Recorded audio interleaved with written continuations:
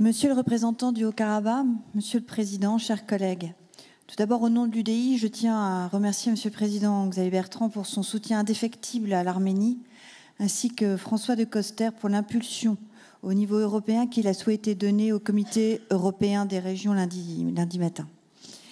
Nous allons dans quelques instants examiner une délibération proposée au vote, une aide, mais surtout une aide d'une grande symbolique. Car il est important de rappeler qu'au nom de nos valeurs démocratiques et européennes, l'Arménie est une sœur qui partage une civilisation commune et un idéal commun avec nous, Européens, celui de la liberté. Être à leur côté est une nécessité pour ce peuple persécuté qui fut trop souvent ignoré dans l'histoire. Rappelons les chiffres du génocide arménien commis par les Ottomans en 1915. 1,2 million d'hommes, de femmes, d'enfants torturés, assassinés par déportation en masse, par la famine et les exécutions de masse dans l'indifférence internationale.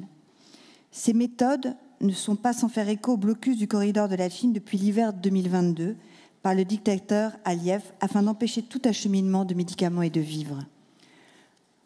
Vous en avez été témoin, Monsieur le Président, lors de votre dernier déplacement en Arménie, et vous avez vu de vos yeux la volonté d'une épuration ethnique de l'Artsakh, berceau historique de l'Arménie. Aujourd'hui, sous nos yeux, 100 000 Arméniens fuient leur terre natale pour échapper aux assassinats, à la torture, dans l'indifférence la plus totale. Quand nous voyons cette résurgence du génocide, on ne peut que penser au discours d'Anatole France à la Sorbonne le 9 avril 1916.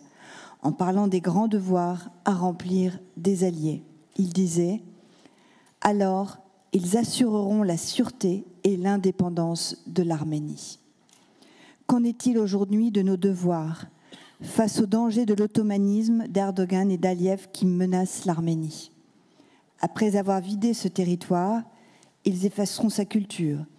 Et une fois la population arménienne déplacée de l'Artsakh, le sud de l'Arménie et le Syunik en sera la cible. C'est donc en ce sens que cette aide est une forte symbolique. Elle marque le soutien du Conseil régional des Hauts-de-France qui sera, je l'espère, une inspiration pour toutes les régions et le début d'un mouvement européen, mais il ne faut pas oublier que le gouvernement doit aussi être présent et moteur de cette dynamique. Monsieur le représentant du Haut-Karabakh, je vous remercie de votre témoignage et nous vous assurons de notre plein soutien.